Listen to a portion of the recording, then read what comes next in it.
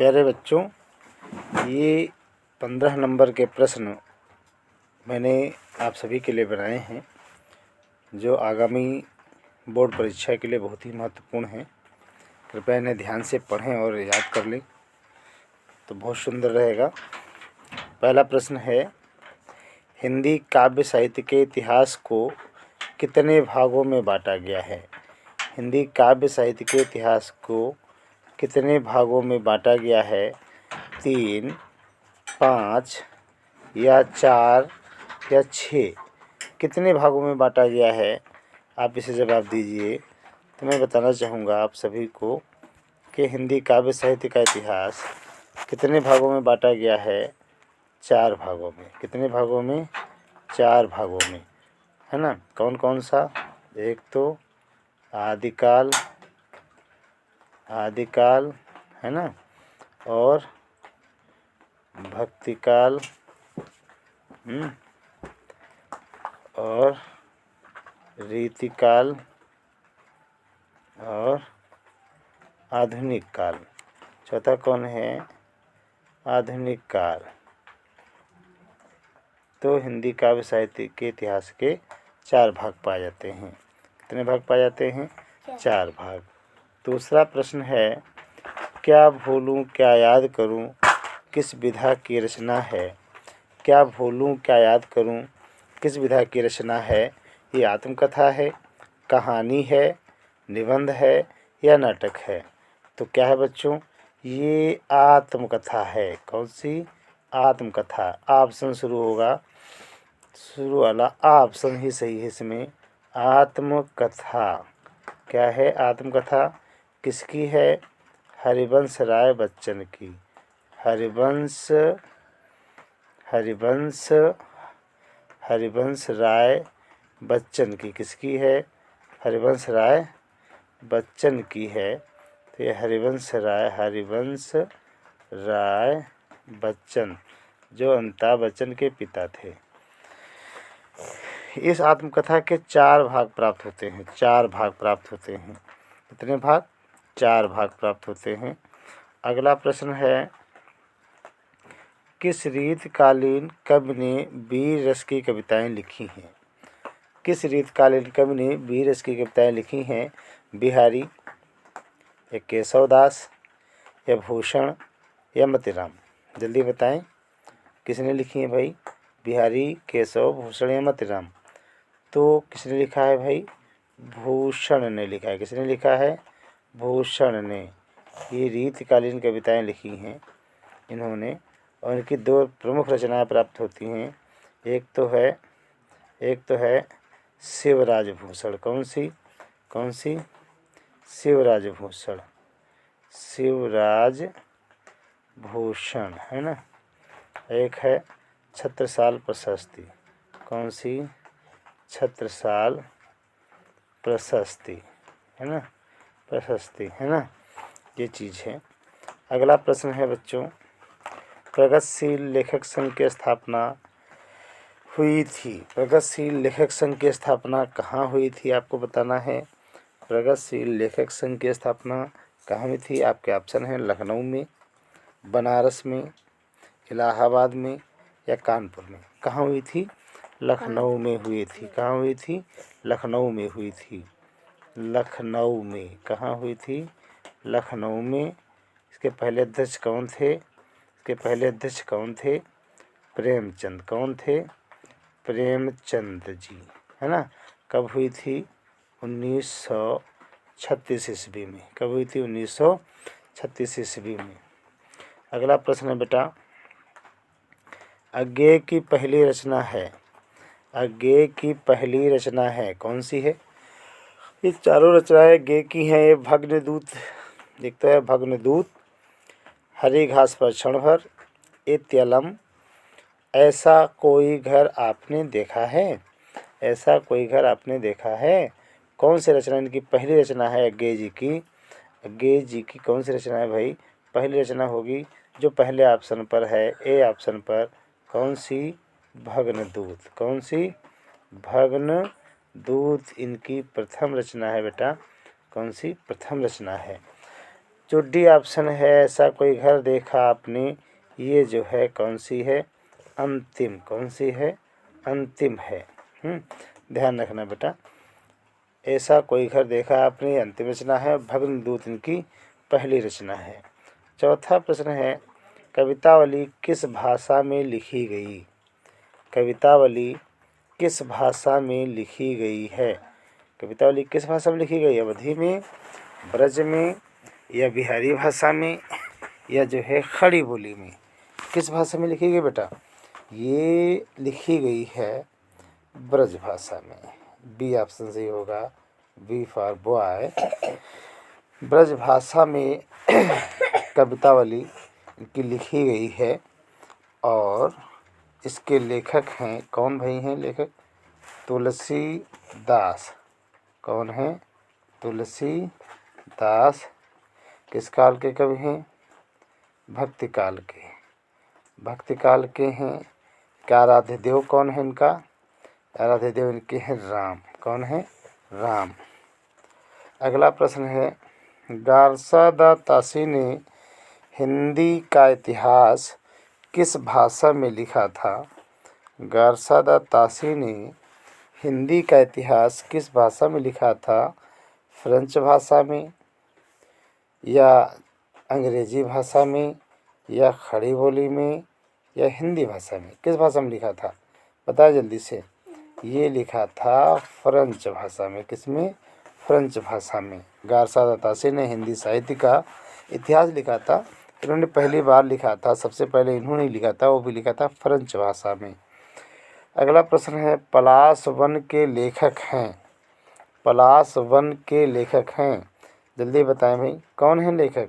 चार ऑप्शन आपके सामने हैं, भारतेंद्र हरिश्चंद्र हैं, या गिरिजा कुमार माथुर हैं, महावीर प्रसाद द्विवेदी जी होंगे, या नरेंद्र शर्मा होंगे। कौन होंगे भाई, कौन होंगे जल्दी बताएं। इसके होंगे नरेंद्र शर्मा। पलाश वन बहुत पूछी जाती है, बहुत पूछी जाती है रचना है स्कूल में, इसलिए इसे ज़रूर याद करना। पलाश वन जो रचना है ये नरेंद्र शर्मा की है। किसकी है, नरेंद्र शर्मा की।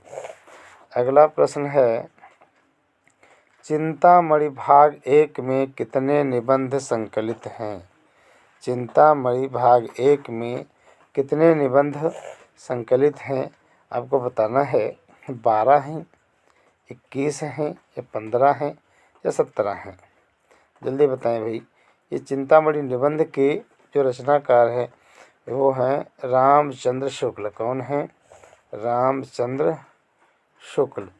इसका जो भाग 2 है, इस निबंध का जो दूसरा भाग है उसमें कितने निबंध हैं, उसमें 21 हैं। एक ऑप्शन तो ऐसे कट गया, तो इसमें हम बता दें आपको सी ऑप्शन सही होगा। कौन सा, सी ऑप्शन। कितने निबंध हैं, भाग 1 में, भाग 1 में कितने निबंध हैं, 15 निबंध हैं। कितने हैं, 15 निबंध हैं। अगला है क्वेश्चन, हिंदी गद्य साहित्य के जनक के रूप में कौन जाने जाते हैं, हिंदी गद्य साहित्य का जनक कौन माना जाता है भाई। भारतेंद्र जी हैं। कौन है, भारतेंद्र जी, या जयशंकर प्रसाद, या फिर मुंशी प्रेमचंद, या महावीर प्रसाद द्विवेदी, जल्दी बताएं कौन सा ऑप्शन होगा, कौन सा ऑप्शन सही होगा। भारतेंद्र हरिश्चंद्र जी, भारतेंद्र हरिश्चंद्र जी को हिंदी गद्य साहित्य का जन्म, हिंदी गद्य साहित्य का जनक माना जाता है। और इनका जन्म कहाँ हुआ था, काशी में हुआ था। कहाँ हुआ था, काशी में हुआ था। कवि वचन सुधा नामक एक इनकी पत्रिका प्राप्त होती है, कवि वचन सुधा। कौन सी, कवि वचन सुधा। और एक है, और एक इनकी कौन सी प्राप्त होती है पत्रिका, वह है बाला बोधनी। कौन सी, बाला बोधनी, है ना। और अगली है हरिश्चंद्र मैगजीन। 3 पत्रिकाएं इन्होंने प्रकाशित की थी, हरिश्चंद्र मैगजीन, बाला बोधनी और कवि वचन सुधा। अगला प्रश्न है, छायावादी महाकाव्य किस रचना को कहा जाता है। 4 रचना इसमें दी गई, चारों छायावादी हैं। इसमें इसमें कामायनी को छायावादी महाकाव्य कहा जाता है, या आंसू को कहा जाता है, या झरना को कहा जाता है या लहर को कहा जाता है? किसे कहा जाता है भाई? तो ये छायावती महाकाव्य है कामायनी, जयशंकर प्रसाद की सबसे प्रसिद्ध रचना है। इसमें 15 सर्ग हैं। किसमें कितने हैं? 15 सर्ग। पूछा था इसका पहला सर्ग कौन है? तो पहला सर्ग है इसका चिंता। कौन सा है? चिंता सर्ग, है ना। अगला प्रश्न है, कठिन काव्य का प्रेत किस कवि को कहा जाता है? कठिन काव्य का प्रेत किस कवि को कहा जाता है भाई? ऑप्शन है आपके केशवदास, मतीराम, बिहारी या घनानंद। किसे कहा जाता है? जल्दी बताएं भाई। तो कठिन काव्य का प्रेत कहा जाता है किसको? केशवदास को। इनके विषय में कहा जाता है कि जाको दीना चाहो विदाई, पूछो केशव की कविताई। यानी इनकी कविता बहुत कठिन थी। इन्होंने जो लिखा है, रीति के सभी रीति ग्रंथों का निर्माण किया है। मतलब उस समय जो कविता लिखी जाती थी उसके जितने भी नियम होते हैं उन सभी नियमों को इन्होंने बहुत अच्छी प्रकार से अपनी रचनाओं में प्रयोग किया है, इसलिए इन्हें कठिन काव्य का प्रेत कहा जाता है। अगला जो 11वां प्रश्न है, सरस्वती पत्रिका का सर्वप्रथम प्रकाशन कब हुआ था? सरस्वती पत्रिका का सर्वप्रथम प्रकाशन कब हुआ था? ये बहुत जो है ट्रेंडिंग प्रश्न है। अभी ध्यान दीजिए बच्चों, सबसे ज़्यादा महत्वपूर्ण प्रश्न है। सरस्वती पत्रिका का सर्वप्रथम प्रकाशन हुआ था सन 1900 में, और जो ये सन 1903 दिया गया है, इस सन में आचार्य महावीर प्रसाद द्विवेदी इसके संपादक बने थे। कौन बने थे? महावीर प्रसाद जी इसके संपादक बने थे। और प्रथम संपादक पूछा जाता है, जब 1900 में ये पत्रिका संपादित हुई थी, प्रकाशित हुई थी, तब इसके संपादक थे बाबू श्याम सुंदर दास। कौन? बाबू श्याम सुंदर दास इसके प्रथम संपादक थे। अगला प्रश्न है, निम्न में से कौन महाकाव्य नहीं है? इसमें 4 रचनाएं दी गई हैं। चारों रचनाओं में 3 महाकाव्य हैं और एक ऐसी रचना है जो महाकाव्य नहीं है। वो कौन सी हो सकती है भाई? रामचरितमानस हो सकती है, या कहानी हो सकती है, या फिर साकेत है? कौन सी? रामचंद्र का। आप सभी का उत्तर जो है एकदम सही है। रामचंद्रिका जो है वो महाकाव्य नहीं है। इसके लेखक कौन है? केशवदास है। कौन है? केशवदास, जो रीतिकाल के कवि हैं। किस काल के? रीतिकाल के कवि हैं, ध्यान रखना, ठीक है। अगला प्रश्न है, निम्न में से किस रचना को अंग्रेजों ने जब्त कर लिया था? 4 रचना इसमें दी गई हैं। ऐसी कौन सी रचना है जिसे अंग्रेजों ने जब्त किया था? क्या त्यागपत्र को, या कंकाल को, या गबन को, या भारत भारती को? किसे किया था? भारत भारती, जो गुप्त की रचना है। किसकी? गुप्त की। गबन किसकी है? गबन किसकी है? प्रेमचंद की है। किसकी है? प्रेमचंद की। कंकाल किसकी है? जयशंकर की। किसकी है? जयशंकर की। ये जो त्यागपत्र दी गई है, ये रचना किसकी है? ये उपन्यास है। इसमें 3 उपन्यास हैं जो भारत भारती को काव्य करती है। त्यागपत्र जैनेन्द्र कुमार का उपन्यास है। किसका है? जैनेन्द्र कुमार का। किसका उपन्यास है? जैनेन्द्र कुमार का। अगला प्रश्न है, त्रिवेणी की रचना विधा है। त्रिवेणी की रचना विधा है, संस्मरण होगा या आलोचना होगा, कहानी है या फिर समालोचना है? जल्दी बताएं, जल्दी बताएं भाई। त्रिवेणी की रचना विधा क्या है? तो त्रिवेणी की रचना विधा हम आपको बता दें, इसमें बी ऑप्शन सही होगा। कौन सा? B option. आलोचना है, ये किसकी है? आचार्य रामचंद्र शुक्ल की।